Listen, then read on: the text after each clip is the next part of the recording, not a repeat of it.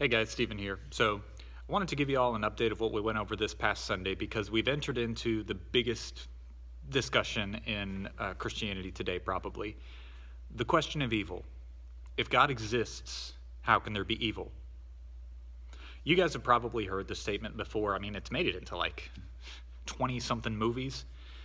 If God is all-powerful, then he cannot be all good. And if he's all good, he cannot be all-powerful. Because if he was all good, then he would stop all evil. But we see the evil around us still exists, so he must not be all-powerful. And if God is all-powerful, then he must not be good, because if he was all good, he would have ended evil.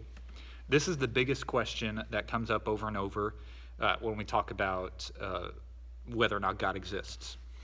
Now, on one hand, I don't think that this question really has anything to do with God's existence, but it's the one that prevents a lot of people from even considering the possibility that God is real. So we're doing a big old series on it. We're going to do it on Sunday mornings. We're going to do it on Wednesday nights.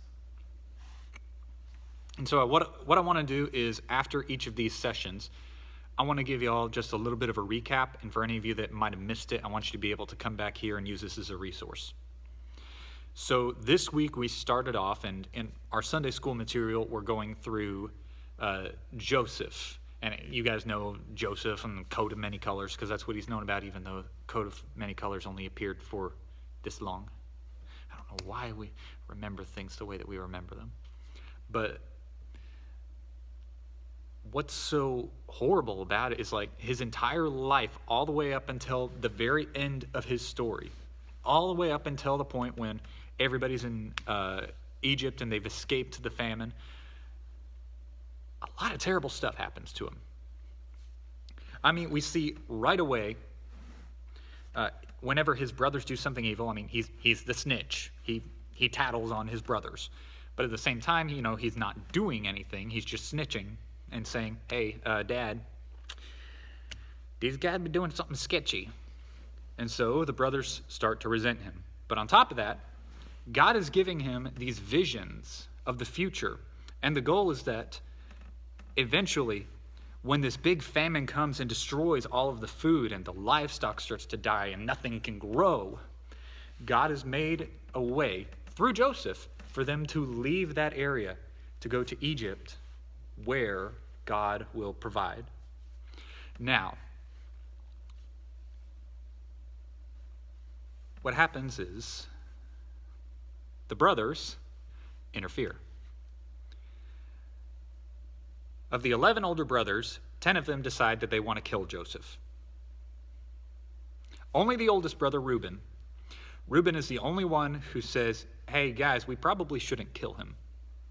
Let's throw him in the well for right now. There's an empty well over here. Let's throw him in the well, and then we can come back to him later.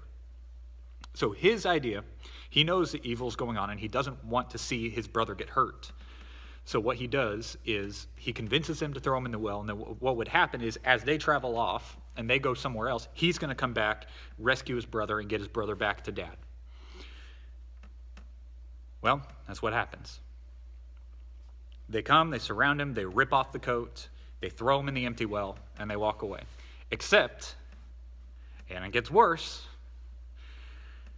they decide to sell him to get rid of him, because of course, if Joseph or Reuben were to tell Daddy-O that Joseph was thrown in the well, then it's going to be really bad for the other 10 brothers.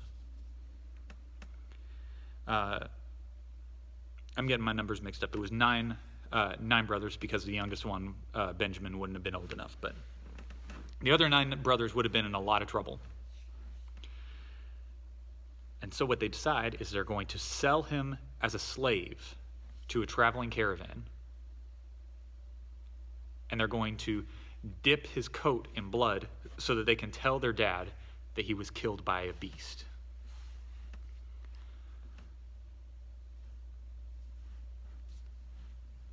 Did that have to happen? Or should I put it the way that we asked it on Sunday? Does God make evil happen? Or does he allow evil to happen? This is part of the big question, is There is a discussion in Christian circles. I know that a lot of you guys who are in our youth group haven't heard this as much, and you haven't had to wrestle with this as much. But there's a big question in Christian circles on whether or not God is the reason that evil exists. If God made Adam and Eve eat from the tree of the knowledge of good and evil, if God makes us sin against him, and he makes some of us, I'm not going to get into that too much, but the main question is, does God make evil happen, or does he just allow it to exist? And that makes a big difference in the way that we talk about God. If God is the one who's making evil exist, like he is forcing you to fall into temptation, he is forcing you to run away from him, that makes a completely different picture about God. And that would make sense, right? That would make sense why so many people don't want to trust in God, because if God is making them do something evil, and God is making the evil around us exist, no one wants to see starving kids in Africa. I mean, I know that's the popular example, so let's use it. None of us want to see starving children in Africa. So does God make things happen so that those children starve, or does he just tolerate it and let it exist? That's the first question that we have to ask, and I think that when we look at the Bible, we don't see evidence of God making evil happen. We see instead that he allows mankind to see him, to experience him, and then to decide if they're going to follow him or not. So, if God isn't making evil happen, and he's letting us choose, let me ask you this. What would God need to do then to get rid of evil? In order for God to get rid of all of evil and to still let people choose him. Choosing God is a good thing, right? Having the ability to either choose God or choose another way, that's a good thing, right? It would not be good for God to force us into following him, just like it wouldn't be good for him to force us into doing evil, right? If God is going to make something good, he's going to say it's good when he creates it. He creates us with the ability to either obey him or to disobey him. And he calls that good. Then what does he need to do to get rid of evil? He would have to destroy something good, our ability to choose. And that's the part that's kind of difficult to swallow.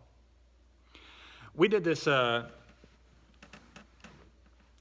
other day as an example. We took a rubber band, and I had a bunch of the guys make like little shapes with it and whatnot, like do your best to make a triangle. Oh, make a triangle. Oh, how about a square? Oh, made a square. All right. Make one straight line. Not two. One straight line. Well, you could grab it like this and then pull it like this. Yeah, but that's two straight lines, and then the ends still have the little loops on it. So what would you have to do in order to make one straight line out of that rubber band? You'd have to break it. Then you could pull it and make it that straight line that you wanted, but it's not really useful anymore. You would have to tie a knot in it or glue it together or tape it together, and then it's not going to be that strong. It's still broken.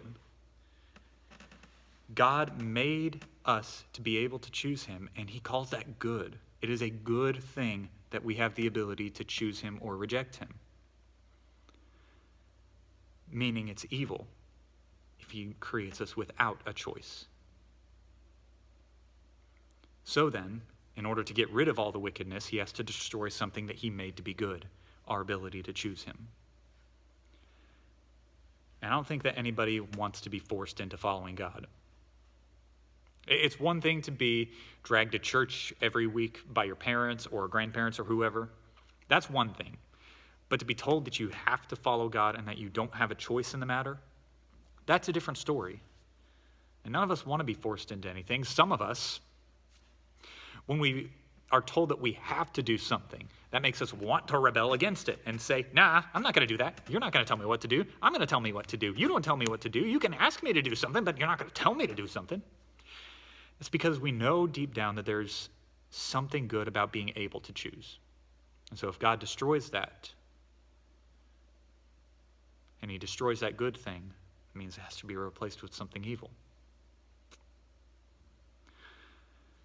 But on top of that, we always have to keep in mind it's not the end of the story. for those who do choose him, there's going to be a time when there's no more suffering. I'll bring it up over and over and over because it's my favorite illustration in the world. And you guys will probably hear this on Wednesday, and I'm sorry. Think of this. Think of a giant rope that's like thousands of feet long, and then put a little bit of tape around the edge about this long. That little part of tape right there wrapped around that edge of rope. That's us right now on the earth. We get so caught up in this short little piece, and we forget that this way there's a forever stretching end where there's not going to be any pain. There's not going to be any starving children in Africa. There's not going to be any hurting. There's not going to be any cancer. There's not going to be anyone who's doing evil against their brother. There's going to be no slavery. There's going to be nobody who's haunting you. There's an eternity afterwards for those who choose to obey God and who choose to follow him. That eternity doesn't have any of what we're experiencing now. It doesn't have any of that pain. This is not the end of the story. It's not the end of your story. It's not the end of my story. For those of us who believe in God, we've got an eternity ahead where evil isn't even an option. Because we've chosen God and we've chosen to follow him, God rewards with letting us be in his presence and getting to see eternity that isn't damaged by evil. But that doesn't mean that we ignore this little bit right here. We've still got to deal with this little bit. We've still got to deal with the evil around us today. And so, in the meantime, we're going to continue to talk to those around us. We're going to continue to comfort those who are close to us, who are hurting and who are desperate for help. We're going to help those who aren't sure what they're looking for in this world, and they just need somebody to hear their heart and to understand them. We're going to share the love of Jesus because we want them to experience that eternity with God.